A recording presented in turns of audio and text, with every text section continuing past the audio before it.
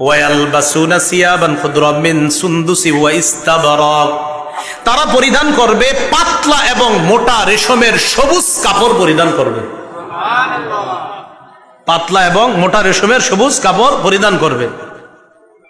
কিভাবে? এবার সবাই আমার দিকে তাকাইতে হবে। কক্সবাজার তো মাশাআল্লাহ মাঝে মাঝে যান, যায় এইভাবে বাস, কি এক ভাব সামনের। আল্লাহ বলে মুত্তাকিইনা ফিহা আলাল আরাইক, জান্নাতের মধ্যে সব জান্নাতীরা পাতলা মোটা রেশমের সবুজ কাপড় পইরা এইভাবে সিংহাসনের মধ্যে এইভাবে শরীরটা ফালায়া থাকবে।